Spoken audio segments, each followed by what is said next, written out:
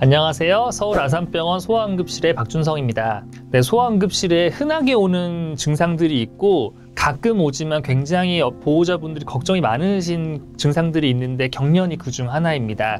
경련 중에 가장 흔한 것은 아이가 열이 나면서 열성 경련을 하는 경우가 많은데요. 5세 미만 아이들에서 굉장히 흔한 증상입니다. 아이들이 자라나면서 100명이 있으면 한 5명에서 10명 정도는 평생 동안 한 번 정도는 열성 경련을 겪게 됩니다. 38.0 이상의 발열이 있을 때 하는 경련을 열성 경련이라고 하는데 대부분은 열난 첫날 39도나 40도까지 열이 빠르게 오를 때 또는 아주 높을 때 대부분 일어납니다. 경련은 뇌파 이상으로 인한 전신 근육의 수축 같은 것들을 경련이라고 부릅니다. 단순 열성 경련은 5분 이내로 하고 전신이 뻣뻣해지고 떨면서 열이 있을 때 단순 열성 경련이라고 합니다. 어른들은 잘 안 생기지만 아이들은 아직 뇌가 덜 발달했기 때문에 단순 열감기로도 그런 경련파가 유발될 수 있습니다. 최근에 유행했던 코로나 바이러스가 대표적으로 경련을 많이 하는, 길게 하는 바이러스 중 하나이고, 코로나가 없던 시절에는 독감이 가장 흔하게 경련을 하는 바이러스였습니다. 근데 최근에 코로나가 끝나고 나서 아데노 바이러스를 포함한 많은 감기 바이러스가 돌고 있어서 최근에 경련 아이들이 좀 많이 오고 있습니다. 아이가 경련하는 모습을 당황하지 않고 보실 수 있는 보호자분은 안 계실 거예요.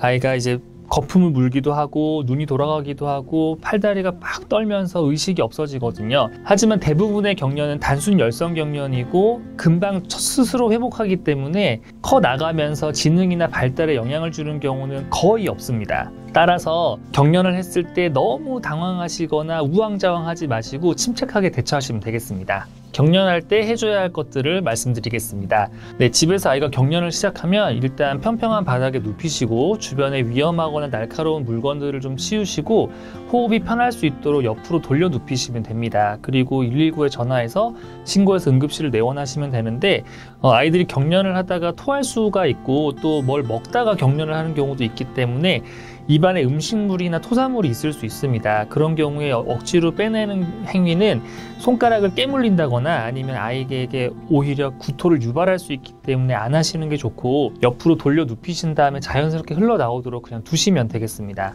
그리고 중요한 것은 구급차가 올 때까지 아이에게서 눈을 떼지 마시고 가능하다면 아이가 경련하는 모습을 의료진에게 잘 전달할 수 있도록 촬영을 해두시는 것도 도움이 됩니다.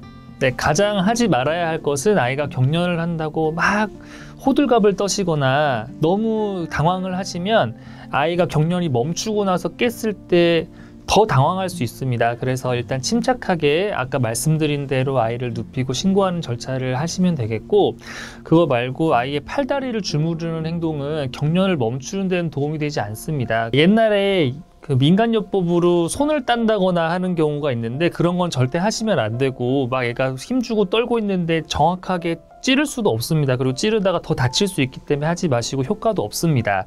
그리고 입에 있는 걸 빼는 것도 안 되지만 당연히 뭘 추가로 먹이는 것도 경련 중에는 하시면 안 됩니다. 대부분의 열성 경련은 5분 이내로 끝날 거기 때문에 경련이 다 끝나고 나서 아이가 의식을 회복한 후에 필요한 해열제라든지 약을 먹이시면 되겠습니다.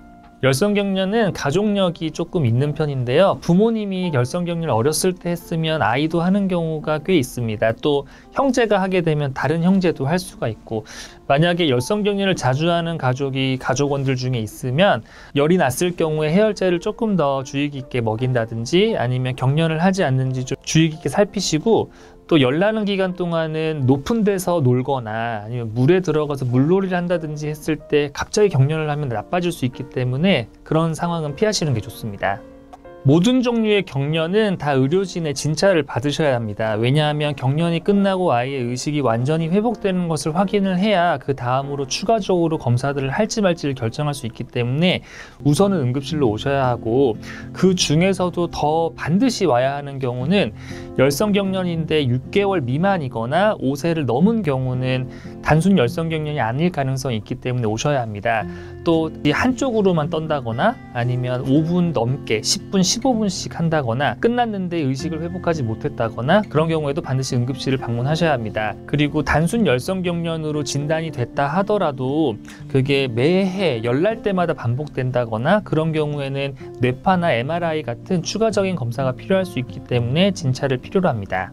열 때문에 경련을 일으키는 열성경련이 아니고 경련처럼 보이는 다른 병들이 있을 수 있습니다. 심각한 경우에는 뇌염, 뇌수막염이 있을 수가 있고 아니면 심장에 부정맥 같은 게 있어가지고 경련처럼 보이는 경우가 있고요. 그리고 전해질 이상이랄지 혈당이 떨어졌다 할지 아니면 다른 대사 이상 같은 것들이 있어가지고 경련처럼 보이는 경우가 있어서 처음 경련하시는 분들은 반드시 응급실 내원하셔가지고 진찰을 받고 필요한 경우에는 검사를 받으셔야 합니다. 열성경련이 한번 하게 되면은 좀 자주 반복되는 아이들이 있습니다. 심지어 뇌파까지 확인을 했는데 얘는 단순 열성경련이에요 라고 진단받으신 분들이 있으실 건데요. 그런 아이들은 열 날 때마다 하는 경우가 있어가지고 보호자분들이 아주 익숙하게 대처하는 경우가 있습니다. 그럼에도 불구하고 이번 경련은 또 다를 수가 있기 때문에 경련이 끝나고 아이의 의식이 완전히 회복을 했는지 아이가 평소랑 다른 행동을 보이진 않는지 아니면 팔다리를 한쪽으로 못 쓰진 않는지 항상 주의 있게 살피셔야 합니다. 구독, 좋아요, 알림 설정 부탁드립니다.